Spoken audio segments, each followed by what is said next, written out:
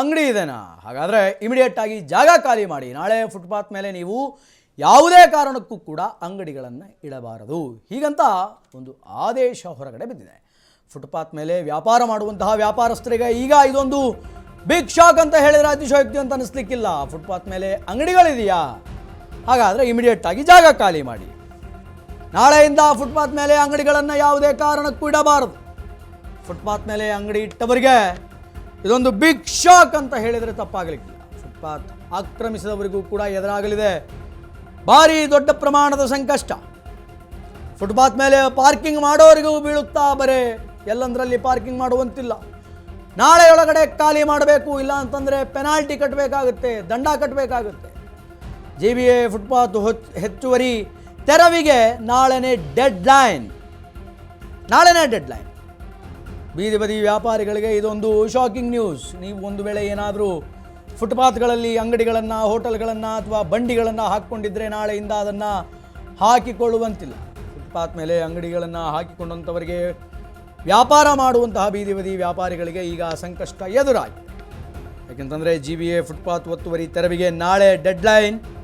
ನಾಳೆಯೊಳಗಡೆ ತೆರವು ಮಾಡಬೇಕು, ಇಲ್ಲ ಅಂತಂದರೆ ನೀವು ದಂಡವನ್ನು ಕಟ್ಟಬೇಕಾಗುತ್ತೆ. ಆ ತರಹದ ಒಂದು ರೂಲ್ಸನ್ನು, ನೋಟಿಸನ್ನು ಈಗ ಸಂಬಂಧಪಟ್ಟಂತಹ ಡಿಪಾರ್ಟ್ಮೆಂಟ್ ಈಗ ಅನೌನ್ಸ್ ಮಾಡಿದೆ. ಫುಟ್ಪಾತ್ ಮೇಲೆ ನೀವು ಯಾವುದೇ ಕಾರಣಕ್ಕೂ ನಿಮ್ಮ ಅಂಗಡಿ ಮುಕ್ಕಟ್ಟುಗಳನ್ನು ಹಾಕಿಕೊಳ್ಳುವಂತಿಲ್ಲ, ಇಮಿಡಿಯೇಟಾಗಿ ಖಾಲಿ ಮಾಡಬೇಕು ಅಂತ JBA ಹೇಳ್ತಾರೆ. ಫುಟ್ಪಾತ್ ಮೇಲೆ ಅಂಗಡಿಗಳನ್ನು ಹಾಕ್ಕೊಂಡು ಆ ವ್ಯಾಪಾರಸ್ಥರೇನು ಲಕ್ಷಾಂತರ ದುಡಿತಾರ, ಕೋಟ್ಯಾಂತರ ದುಡಿತಾರ? ಇಲ್ವೇ.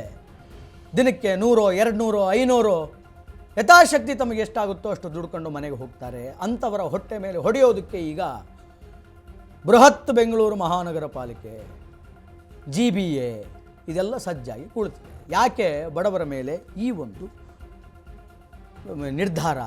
ಬಡವರ ಹೊಟ್ಟೆಯ ಮೇಲೆ ಹೊಡೆಯೋದಕ್ಕೆ ಯಾಕೆ ನೀವು ಯಾವಾಗಲೂ ಕಾತುರದಿಂದ ಕಾಯ್ಕೊಂಡು ಕೂತಿರ್ತೀರಿ? ಗೊತ್ತಿಲ್ಲ. ನಾಳೆ ಒಳಗಡೆ ಅಂಗಡಿಗಳು ತೆರವಾಗಬೇಕು, ಇಲ್ಲದಿದ್ದರೆ ನಾಡಿದ್ದು JCB ನುಗ್ಗುತ್ತೆ ಅನ್ನುವಂತಹ ನೋಟಿಸ್ಗಳು ಬರ್ತಾಯಿವೆ. ವಿಶೇಷ ಕಾರ್ಯಾಚರಣೆಗೆ ಸಿದ್ಧತೆಯನ್ನು ಮಾಡಿಕೊಂಡಂತಹ JBA ಗ್ರೇಟರ್ ಬೆಂಗಳೂರು ಪ್ರಾಧಿಕಾರ ನಾಳೆಯೊಳಗಡೆ ಒತ್ತುವರಿ ತೆರವು ಮಾಡುವಂತೆ ವಾರ್ನಿಂಗನ್ನು ಕೊಟ್ಟಿದೆ JBA. ಫುಟ್ಪಾತ್ ಮೇಲೆ ಅಂಗಡಿ ಇಟ್ಟರೆ ದುಬಾರಿ ದಂಡ, ಭಾರಿ ಪ್ರಮಾಣದ ದಂಡ ಬೀಳುತ್ತೆ. ತೆರವು ಮಾಡಿದರೆ ಒಳ್ಳೆಯದು, ಮಾಡದಿದ್ದರೆ ನಿಮಗೆ ದಂಡ ಬೀಳುತ್ತೆ. ನಿಮ್ಮ ಲೈಸೆನ್ಸ್ ಏನಿದೆ ಅದು ರದ್ದಾಗುತ್ತೆ. ಹೋಟೆಲ್, ಅಂಗಡಿ, ಫುಟ್ಪಾತ್ಗಳಾಗಿದ್ದರೆ ಲೈಸೆನ್ಸ್ಗಳು ಕ್ಯಾನ್ಸಲ್ ಆಗುವಂತಹ ಸಾಧ್ಯತೆಗಳಿದೆ. ಫುಟ್ಪಾತ್ಗಳ ಮೇಲೆ ಪಾರ್ಕಿಂಗನ್ನು ಕೂಡ ಮಾಡುವಂತಿಲ್ಲ. ಪಾದಚಾರಿಗಳ ಸುರಕ್ಷಾ ಅಭಿಯಾನಕ್ಕೆ ಮುಂದಾದಂತಹ JBA 2000 ಕಿಲೋಮೀಟರ್ ರಸ್ತೆಗಳಲ್ಲಿ ಪಾದಚಾರಿ ಸುರಕ್ಷತಾ ಅಭಿಯಾನ ಅನ್ನುವಂಥದ್ದಾಗ್ತಾ ಇದೆ. ಫುಟ್ಪಾತ್ಗಳಲ್ಲಿ ಪಾರ್ಕಿಂಗ್ ಮಾಡಿದರೆ ದಂಡ ಫಿಕ್ಸ್ ಅನ್ನುವಂತಹ ಮಾತನ್ನು JBA ಹೇಳ್ತಾ ಇದೆ. ಯಾತಕ್ಕಾಗಿ JBA ಈ ಒಂದು ನಿರ್ಧಾರವನ್ನು ತೆಗೆದುಕೊಂಡಿದೆ? ಒಂದು ವೇಳೆ ನೀವು ಅಂಗಡಿ ಮುಕ್ಕಟ್ಟುಗಳನ್ನು ತೆರೆದಿಲ್ಲ ಅಂದರೆ JCBಯನ್ನು ನುಗ್ಗಿಸ್ತೀವಿ ಅನ್ನುವಂತಹ ನಿರ್ಣಯಕ್ಕೆ ಯಾಕೆ ಬಂದಿದೆ JBA ಅಂತಂದರೆ, ಪಾದಾಚಾರಿಗಳ ಸುರಕ್ಷತೆಯನ್ನು ಮನಸ್ಸಲ್ಲಿಟ್ಟುಕೊಂಡು, ಅದನ್ನು ತಲೆಯಲ್ಲಿಟ್ಟುಕೊಂಡು ಬೀದಿ ಬದಿ ವ್ಯಾಪಾರಿಗಳು ಹಣ್ಣು ಹಂಪಲು ತರಕಾರಿಗಳನ್ನು ಮಾರುವಂತಹ ಬಡವರ ಮೇಲೆ ಈಗ ನೋಟಿಸನ್ನು ಹೇರಿದೆ. ಯಾಕೆಂತಂದರೆ ಫುಟ್ಪಾತ್ ಮೇಲೆ ಜನ ನಡ್ಕೊಂಡು ಹೋಗ್ತಿರ್ತಾರೆ. ನಡ್ಕೊಂಡು ಹೋಗುವಂತಹ ಜನರಿಗೆ ಸುರಕ್ಷತೆಯನ್ನು ನಾವು ಕೊಡಬೇಕು. BBMP ಆಗಿ ಅದೆಷ್ಟು ವರ್ಷ ಆಯಿತು? JBA ಗ್ರೇಟರ್ ಬೆಂಗಳೂರು ಪ್ರಾಧಿಕಾರ ಆಗಿ ಅದೆಷ್ಟು ವರ್ಷ ಆಯಿತು?